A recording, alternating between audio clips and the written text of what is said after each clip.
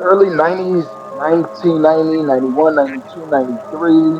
Like that's when it was like we Africans were kind of beefing with the black Americans because they were looking at us like African booty scratchers, you know. So it was like a lot of like the older Liberian kids, they kind of like had to set away for us. They fought for respect to Oh, where it's like, I didn't know that, man. So there yeah, was like supervision and all that.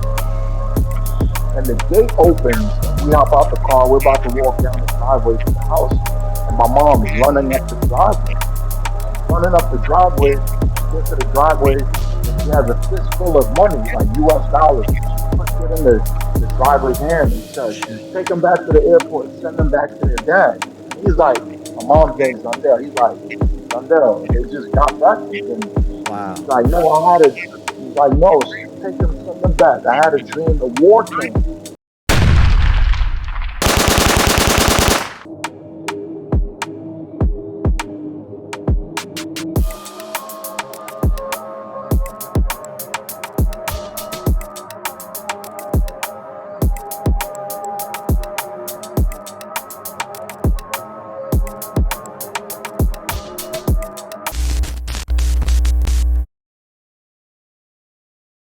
Prove to me that you are alive. Live Lightcast, the only show in the world that challenges your perception on reality and life and gives you a mental kick in your spiritual gut so you can start gasping for air of information with a brand new enthusiasm, just like you did when you were a little kid. Now, today, ladies and gentlemen, man, all my NazareNs out there, man, today is a special day and a special night because we had some exceptional guests on this on the Lightcast, and I'm so thankful to everyone. Shout out to everybody. But today, I have a legend, a myth.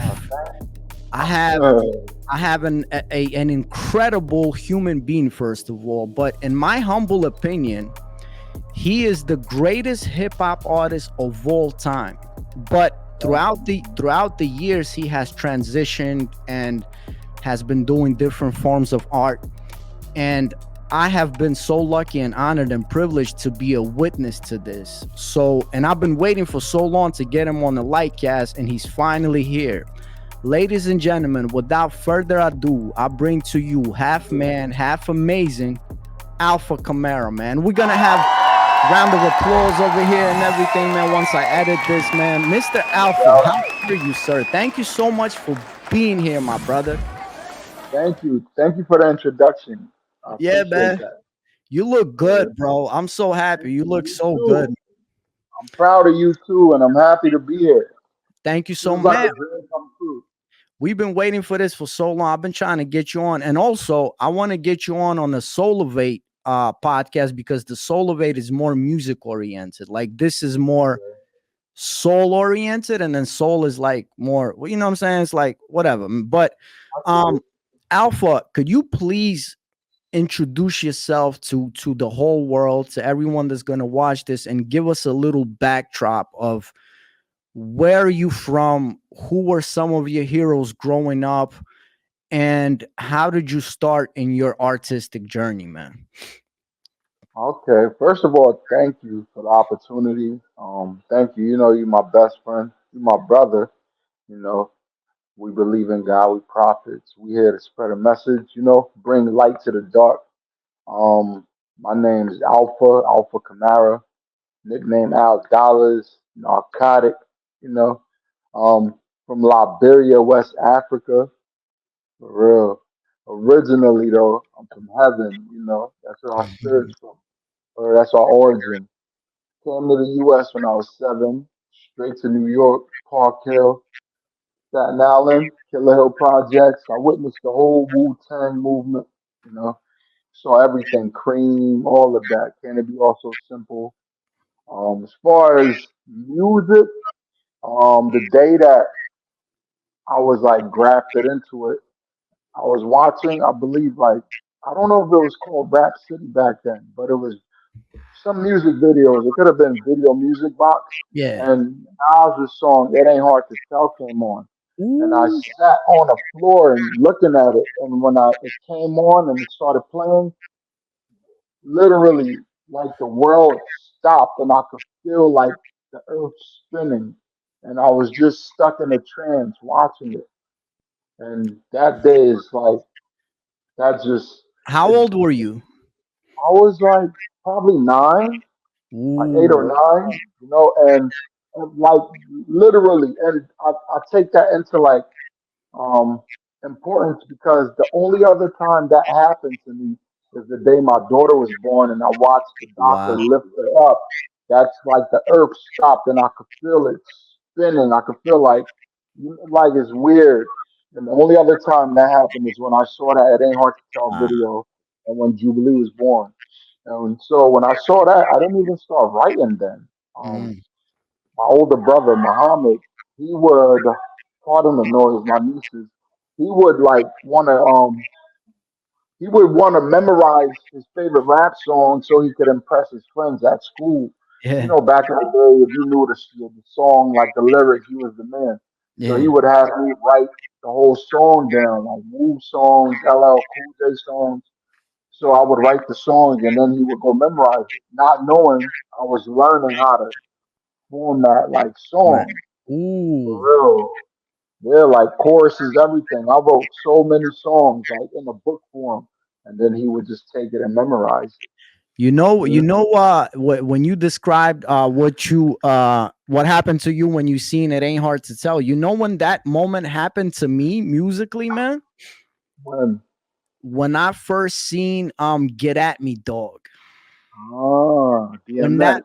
when that video first dropped, because as you remember in 98, you know, hip hop was already transitioning into its materialistic phase, man. So Yeah, when X entirely.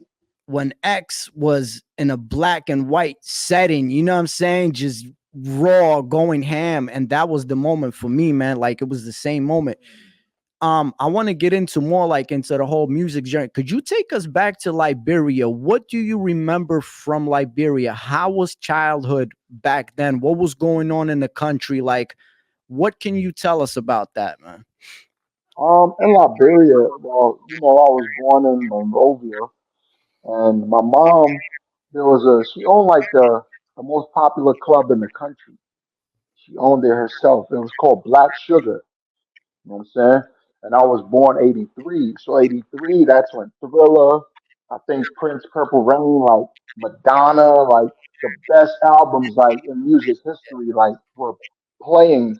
And my mom had her brother sending her all the records from the States. 'Cause, my Ooh, family, her great grandma, they all came as the free slaves, to yeah, Liberia. That's the country that the free slaves went to. yeah. And the whole 9 months when I was in my mom's stomach in the embryo, I was in the club. I was in the Ooh, most popping club in the country where Michael Jackson, like all of that's playing. And I'm in the stomach the whole time. And then when she went into labor, she went in mhm. the hospital, gave birth, and the next day went right back to the club. Wow, So it's like, think about it. It's like the soil, my soil was a club. wow. So this fascination with music, it's like almost like it was destined, or it was cultivated for me to do this.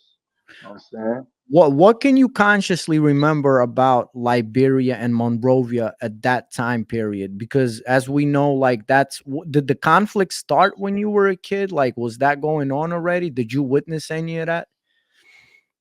Actually, it's odd. The conflict didn't start then. It started. Well, it didn't even just start. It went from like whispers to like severe. Me and my brother, my mom had put us on a plane to go visit our dad in Guinea, which is a neighboring country. We were there for about 2 weeks. Um, and the day we came back, my mom's driver picked us up at the airport and he brought us home. And when we came home, mind you, my mom bought the house or rented the house behind the club. Like Mm, our house in Monrovia, which is the capital, was equivalent to like living in Times Square. right. That's what elder Liberian guy told me when he found out where we live. He Center said that's City, basically. no. He said it's equivalent to living on 42nd Street. What's up, Wow. Nala? Mm-hmm. So we got back from Guinea, and the driver, he pulls up in front of the house because there was a long driveway that we had gate, a maroon gate wall. The house was walled, like a 10 or 12 foot wall with like a big maroon gate, steel gate. And the gate opens, and we hop out the car. We're about to walk down the driveway to the house, and my mom's running up the driveway. She's running up the driveway. She gets to the driveway, and she has a fistful of money, like U.S. dollars, and she puts it in the driver's hand and says, Shit. "Take them back to the airport. Send them back to their dad." And he's like, "My mom's name is Zandel." He's like, "Zandel, they just got back from Guinea." And she's Wow. like, "No, I had a." He's like, "No, take them, send them back. I had a dream the war came." And he's Whoa. like, "The war?" She's like, "Yeah, I had a dream the war came." And he took us, we left. The next day, there was full blown war in Liberia. Missiles hitting buildings, everything, right in the capital where we live. Wow. You know what I Wow. mean? So she saw it like the day before. She had a dream of it, and it happened that day. And Did like the severity she took it, she must have felt it like it's imminent. have you ever spoken to your mom about that incident? Like years later, did you ever ask her like what it was, if she thought it was a prophecy or like what was it, man? She just said that's when it was most severe because she said she's been dreaming about the war since she was 12 years old. There were incidents where she would be at a friend's house and they'll be partying and drinking, and she would go in a trance and she would be like, start like prophesizing, like, "Hey, the war's coming, or you're gonna be a general in the war, you're gonna die in the war, this is gonna Wow. happen to you in the war." And everything she said happened. Do you yourself remember any seeing any fighting or seeing any like violence in that aspect? Like, you remember any of that yourself consciously? The moment that I remember it definitely is I went to a school. It was called Hilton Van E. It was a private school. That's like where all the politicians' children went, like Mhm. the senators' kids, all of them. So one day, a kid I went to school with, one of the senator's sons, I forget his name, start with like a Z or something, his last name. We went to my uncle's house, and while we were walking around, the senator's son, he was flanked by two soldiers carrying like M16. And I was like, that's weird. Like something's up. Why does he have guards? We're always here running Mm, around playing. He never had guards. And that happened like a month or two before the war. So that was like my introduction to like something coming. But that's mhm, it. Besides going to Guinea like a day or two later after the war hit, I just remember I don't know if it was a few days or a few weeks, getting the newspaper, and on the front cover was the president of Liberia laying on a bed, mutilated. Because when wow. they killed him, they mutilated him, cut his ears off. I think it's like his penis, like they just mutilated him. I mean, What was the conflict about, man? Like, do you remember? Well, like, because it was the rebels against the military. Like, what was the conflict about, man? it was all right. The Doe, his name was the president. His name was Samuel K. Doe, and he Yeah. was indigenous. He was like a tribesman, like Okay. whereas most of the people that ran the country, they call them American Liberians, which are the free slaves that Right. came from America when Lincoln signed the Emancipation Proclamation. That's Hmm. where they went. They went to Liberia. So there was always like a rift between them because they're like, "Oh, you're American. Oh, you guys are villagers." So they will always throw shade on each other. One is feeling like the other isn't civilized enough, and the other is feeling like one isn't cultural enough. So even though they ran a country together, they were always at odds. It's like when you're in New York, or I'm from Brooklyn, or I'm from Queens. You know what I'm saying? We get along, but there's still an inner rift there. Yeah. Like we flying or we're flying. You know what I'm saying? It's like that. So that and though what he was doing, he was like all positions of power. He was giving it to like natives. They Mm, call it like the village, like deep in the village. They call it the interior. he was giving it to his tribesmen, people from his specific tribe. There's like different tribes. It's like someone being Russian, someone being Ukrainian, Yeah. someone come from Georgian, you know. But Yeah. in one country, there's different tribes like Got Pella, like the Mandingo, like there's a bunch of different tribes in Liberia. But the American Liberians, they're called Conga. You you. know what I'm Oh. saying? And Charles Taylor, the guy who spearheaded the war, you know, that went against Doe, he was an American Liberian. And Yeah, I heard. so, I heard he was a ruthless dude, man. I mean, I would suppose so. You know, it's Yeah. war. Like Yeah. war is kill or be killed. Now, personally, like the rumors I've heard, because I don't know it to be fact, besides people saying it, and then you know he was charged with war crimes, which they found him guilty of. So evidently that makes it a fact. But rumors I've heard is like it's beyond wicked. Cutting It's out people's beyond cutting out people's hearts, eating that shit while it's still beating, like all of that, man. That's what I heard. beyond. I don't know. But yeah, nah, the reason I'm asking you these questions is because it's so interesting of like what you were exposed to, as a little kid, like because obviously, this is a part of your story, man. And Liberia is very much, ingrained in you. One thing that pisses me off is that when people say Africa, especially in America, they say Africa, they don't realize that first of all, Africa has the most countries on a continent, in the world. And then in each country, there could be 100 different tribes, man. You know what I'm Yeah, saying? yeah.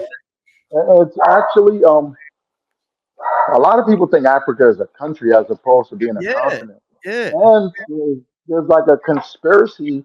Like if you look at the world maps of Africa, the continent is like the same size as like South America or the U.S. Way. Where in actuality, the United States, South America, India, Russia. China, Russia can all fit in Africa. In there. Yeah, I know that. It's not a conspiracy, man. It's for real. Like, I think my dog is outside. yeah, I think yeah. somebody let the dog out. I'm sorry about that. Nah, you good, man. Yeah. Um, so what I was gonna ask you, so you come to New York. What year is it, man? Do you so hold on, you 7 years old. So you come in 1990, you come to New York. 1990. Yeah, I turned 8 in New York. So what is your first impression? You're a kid, you coming from Man, Liberia, like what is it like, man? Tell us, take us through that vision, man. Like what is it like, bro? first impression. Well, first of all, just from TV and all of that. My Prata mi za life. so coming to America, I thought I was coming to a house with like a driveway and a German Shepherd. I swear to God. You know, like that's all in my mind. I'm like, yeah, we about to have a German Shepherd, a house, and we pulled up in front of the projects. And I'm like, what? Like, what is this? And then we on the fifth floor, the elevator's broken. Mm, You know what I mean? The wake up call. You come into America, you think you're going to a house with a dog, all that, and you pull up right in the projects. Suitcases, elevators broken, gotta climb to the fifth floor. So it was like a reality check. Like boom, here I am thinking I'm coming to the promised land, realizing what I just left was like levels higher than what I'm coming to. You know? wow. I just left the house. In Liberia we had a house. And in Guinea with my dad, I was in a house. You know, I was in a neighborhood where my dad had one of only certain people had houses. He had a big house, one, two, three, four-bedroom house, two Mhm, bathrooms, an outhouse, you know, kitchen, driveway, garage, gate, walled, you know, with a mango tree. Then you leave that, come to America, and in the projects. mhm. But you know, we were kids, so it's not as what's the word? It wouldn't be it's not as obstructive like if I was older. You Right. know, I'm a kid, Right. so and kids adapt quicker. So And like when the struggle isn't that bad for kids. so do you remember when you actually got a first taste of like real America? Like maybe when you traveled to Manhattan or like to the suburbs, or like do you remember that, man? But when you say real America, you gotta define like what aspect. I'm talking Racism, like the nah street nah. culture, hip hop, what? I'm talking visually, like first time you either traveled to Manhattan when you were like, okay, like I'm in America, or first time you went to the suburbs visually and you were like, okay, well, this looks more like the movies that they were showing me, man. you know? Oh, now peep it. Actually, from my window in Park Hill, mind you, my window, I'm on the fifth floor, the Verrazano Bridge. I had like the perfect view of Manhattan, Times Square. Wow. First time I was all that. You know, like how when you're in the skyscraper and you see Manhattan lit up, that was the view from my window. So I had that view. But like that whole movie thing, that really didn't happen in America till eighth grade when I moved from the projects to the suburbs. Mm-hmm. When I moved to Bristol, that's Mm-hmm. the first time I heard in school a person say, dude. And I was like, whoa, people really say that, you know? So it's like the shock value of America as projected on TV, like suburban lifestyle, that didn't happen till like 96, you Okay. know? I got you, The man. America, the America I was introduced to in New York is the America they didn't show the world. Like drug dealing, crackheads, you know, drive-bys, prostitution, you know, women, prostitutes getting thrown off of rooftops, going to school, you see a naked prostitute on the floor, you know, dead, you know, like people killing each other, you know what I'm saying? Like craziness. So Ugh. when you came to the States, did you had Muhammad was with you, so your brother was with you. Were some of your cousins with you also? Like you weren't alone getting slapped in the face with all of, Park Hill, Staten Island. Like you had family and friends to be there with you? Like, all right, initially, like my cousin Poppy, he lived in Park Hill, but he lived, you remember Droop? He lived in Yeah, the building Droop lived in, which yeah. is Osborne 220. You know what I'm saying? But it's like early 90s, 1990, 91, 92, 93. Like that's when it was like we Africans were kind of beefing with the black Americans because they Mhm. were looking at us like African booty scratchers, you know. So it's like a lot of like the older Liberian kids, they kind of like had to set away for us. They fought for respect to Oh, I where didn't it's like, I didn't know that, man. So yeah, there like was division and all that. yeah, like I remember being like 9 years old, walking through Park Hill. Like you got like 10 to 15 Black American kids as old as 17, 18, trying to jump me. Oh Like wow. just trying to hook off, like trying to jump me. You know what I'm saying? I'm only 9, 10 years old. And you got these teenagers just like wilding on the African kids. But then like, the older kids, the African kids or Liberian kids who are like 15, 16, who are now Americanized, getting into street culture, getting into, drug dealing, getting into gun carrying, fighting, they start like holding it down. And then you got the Civil War in Liberia, there's still people coming, Mm, fleeing. And now you got some of these men and boys are rebels that mm, escaped the war.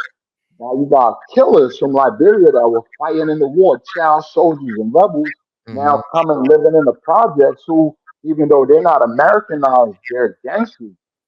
So mhm, like that whole culture switch as far as us being the victims now because the black wow. Americans, I guess, they started seeing like, oh, it's like if we said it, they're gonna set it right back. So Mhm, it started like that kind of united us when mhm. everyone realized that everyone was like gonna fight for theirs, you know? So, For real. I want to take a little left turn, but because I think this is important. Is that Hold on. Just one quick historical please? on like Wu-Tang when like I Method want to Man is like get into the whole Wu-Tang thing, but go ahead. Yeah. just like Method Man, he shouted out, it's all in their videos, their homie Case. Like my homie Case lives forever. He got killed by a cop. That was my cousin. You know Oh what I shit. mean? Wow. Yeah. And I like want to. in the Wu Tang, the Hulu TV series, there's a scene where that happens. One of their close friends get killed by a cop. I watched it. That Yeah, was I my watched cousin. it. Yeah, I Yeah. watched it, man. Because I watched that whole shit. Because I'm a Wu fanatic, man. I wanna get into that story and how it impacted you in a little bit, but I want to take a left turn because I think this is very important. That at a young age, besides being exposed to music and music being part of your DNA because you were in the womb already bumping music, you were also at a very like super early age into the scriptures. Can you tell us a little bit about that? What gravitated you towards this? Because from what I remember you telling stories is that you were like 5 years old already interested in the five books of Moses and these different things. What do you think happened? Like where did that influence come from, or was it something internal that happened?